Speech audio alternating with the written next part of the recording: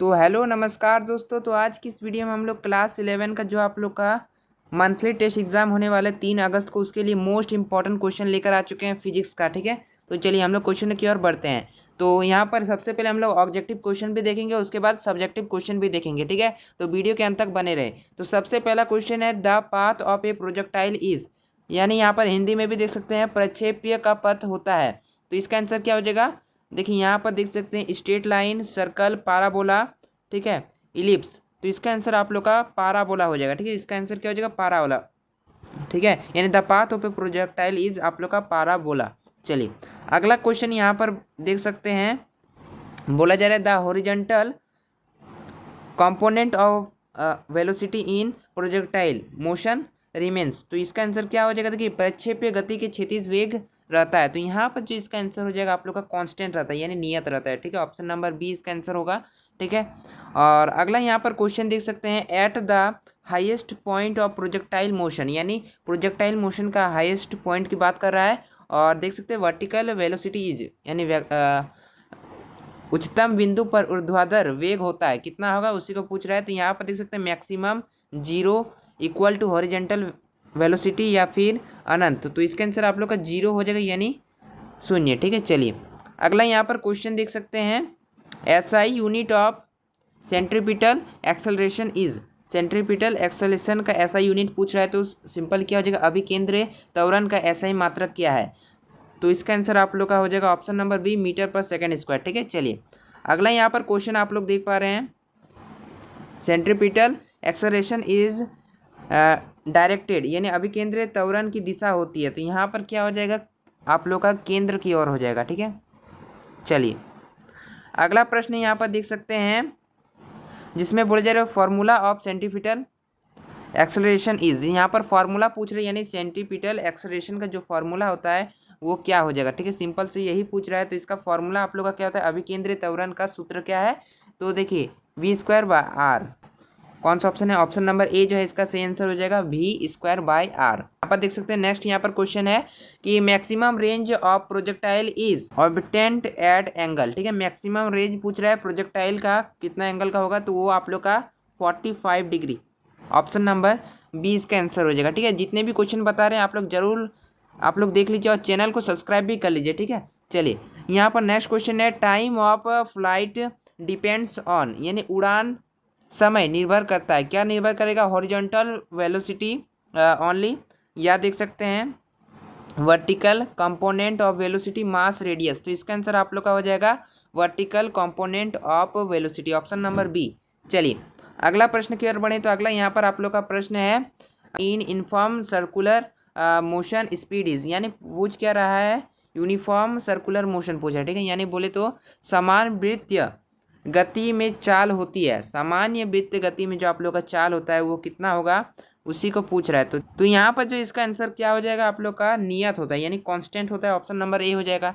चलिए अगला यहाँ पर क्वेश्चन आप लोग देख सकते हैं direction of velocity is circular motion, यानी सर्कुलर मोशन यानी वृत्तीय गति में वेग की दिशा होती है। वृत्तीय गति में वेग की दिशा आप लोग का किधर होगा? तो इसका आंसर हो जाएगा tangent to circle, tangent to circle, option number C हो जाएगा। ठीक है, चलिए अगला प्रश्न की ओर बढ़ें। तो अगला आप लोग का यहाँ पर प्रश्न आप लोग देख सकते हैं Newton first law is also called, यानी न्यूटन का प्रथम नियम कहलाता है। तो देखिए न्यूटन के प्रथम नियम को हम लोग लॉ ऑफ इनर्शिया हो जाएगा, ऑप्शन नंबर बी जो है इसका आंसर हो जाएगा। ठीक है, चलिए अगला यहाँ पर क्वेश्चन आप लोग का बोला जा रहा है इनर्शिया डिपेंड अपॉन, यानी जड़त्व निर्भर करता है, किस पर निर्भर करेगा? यानी मास, यानी आप लोग का द्रव्यमान पर निर्भर करेगा। ठीक है, चलिए अगला यहाँ पर प्रश्न है ऐसा यूनिट ऑफ फोर्स, यानी बल का मात्रक आप लोग को पता ही होगा न्यूटन होता है, ऑप्शन नंबर बी हो जाएगा।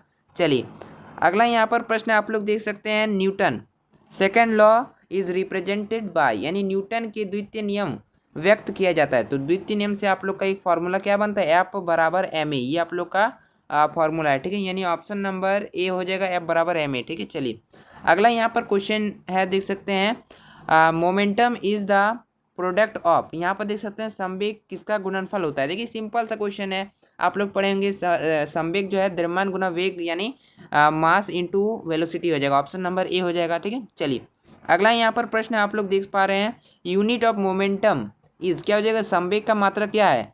संवेग, संवेग का अभी हमने क्या पढ़ा?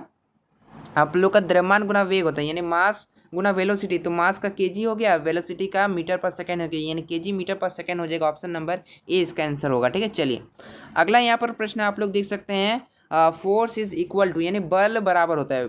बल किसके बराबर हो जाएगा? तो इसका आंसर हो जाएगा रेट ऑफ मोमेंटम, इसका आंसर हो जाएगा। ठीक है, बाकी ये मास वेलोसिटी डिस्टेंस ये नहीं होगा, इसका आंसर ऑप्शन नंबर ए होगा। तो यहाँ पर नेक्स्ट क्वेश्चन है, अरिस्टोटाइल बिलीव्स दैट, यानी अरस्तु का मत था कि क्या था? तो इसका आंसर देख सकते हैं ऑप्शन नंबर ए में बोल रहा है force is needed to maintain motion, no force is needed, या फिर अर्थ मूव्स अराउंड सन, या मोशन इन इम्पॉसिबल। तो इसका आंसर ऑप्शन नंबर ए हो जाएगा is needed to maintain motion. चलिए बोल रहा है आप लोग का नेक्स्ट क्वेश्चन में फ्री बॉडी डायग्राम रिप्रेजेंट, यानी फ्री बॉडी डायग्राम दर्शाता है, क्या दर्शाता है? तो आप लोग का ओनली वेलोसिटी या ओनली एक्सेलरेशन। तो इसका आंसर ऑप्शन नंबर सी हो जाएगा all external force acting on a body, ये आप लोग का ऑप्शन नंबर सी हो जाएगा। ठीक है, चलिए अगला यहाँ पर आप लोग का प्रश्न है, if net external force is zero then body, यदि परिणामी बल शून्य हो तो वस्तु क्या हो जाएगा आप लोग का? Moves with constant velocity, option number B इसका आंसर होगा। ठीक है, चलिए अब हम लोग सब्जेक्टिव क्वेश्चन में देखें तो यहाँ पर आप लोग का सब्जेक्टिव क्वेश्चन की ओर बढ़ रहे हैं।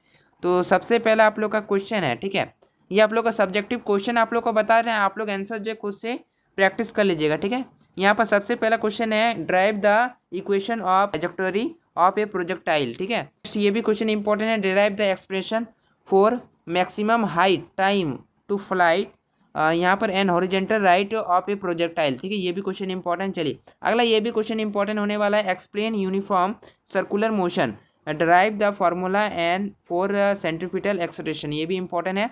और नेक्स्ट ये भी क्वेश्चन इंपॉर्टेंट है, state and explain Newton first law of motion with example. देखिए न्यूटन के तीनों जो नियम है आप लोग को याद कर लेना है, तीनों में से कोई एक आप लोग का जरूर पूछेगा।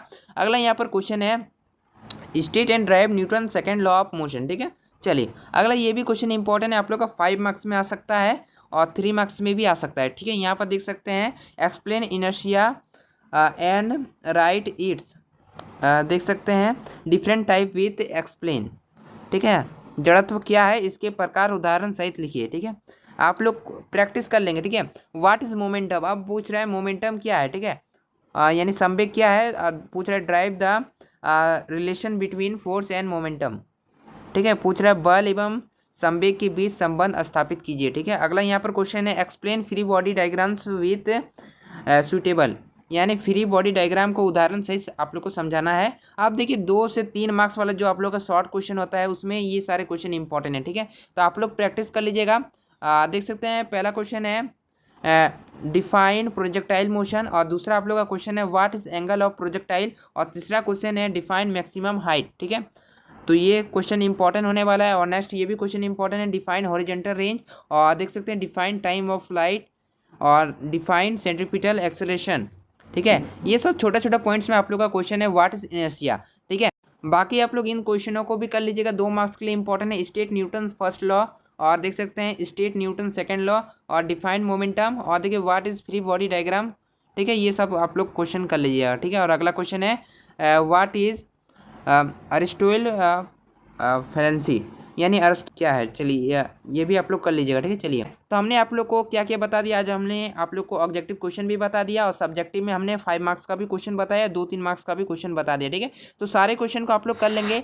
और देखिए चैनल को जो सब्सक्राइब नहीं की तो सब्सक्राइब भी कर देंगे, ताकि इसी प्रकार से आप लोग को एग्जाम में हम लोग हेल्प कर सके। ठीक है, और इस वीडियो को लाइक करके अपने दोस्तों के साथ शेयर कर दीजिए, ताकि सभी तक ये वीडियो पहुँचे। मिलेंगे किसी नेक्स्ट वीडियो में किसी नेक्स्ट टॉपिक के साथ, आप लोग कमेंट भी कर सकते हैं नेक्स्ट किस टॉपिक पर वीडियो चाहिए। तो तब तक के लिए जय हिंद, जय भारत, वंदे मातरम।